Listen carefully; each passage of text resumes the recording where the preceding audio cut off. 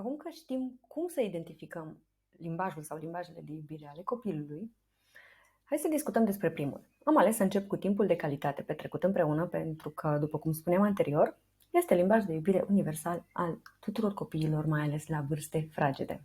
De aceea au nevoie să stea cu noi atât de mult timp. De aceea poate niciodată nu este suficientă prezența noastră. Mereu vor vrea mai mult din timpul petrecut cu noi, părinții.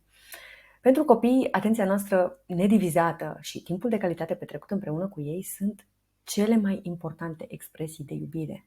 În acest fel se conectează cu noi, își iau acea doză de conexiune și iubire.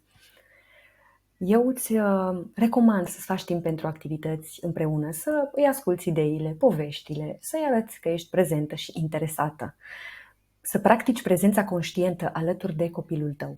Dacă neglijezi, în schimb, timpul de calitate petrecut cu copilul tău sau îl petreci într-un mod dezinteresat sau distras, acesta poate să se simtă neglijat sau neimportant. Lipsa atenției tale și a angajamentului în aceste activități și interacțiuni făcute împreună îl poate face să se simtă respins și izolat emoțional.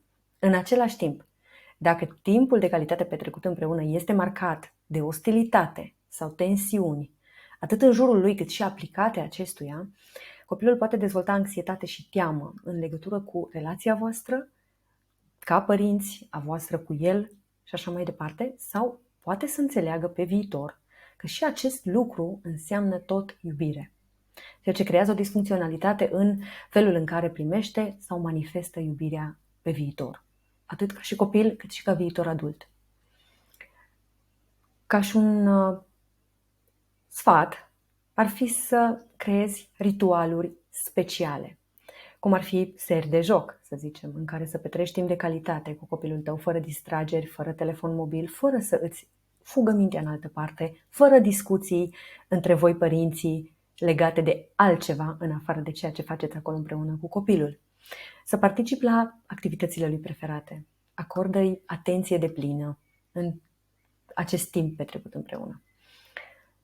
Ca și fraze ajutătoare, poți să folosești: hai să petrecem un timp împreună, să facem un puzzle, să citim o carte sau cartea ta preferată.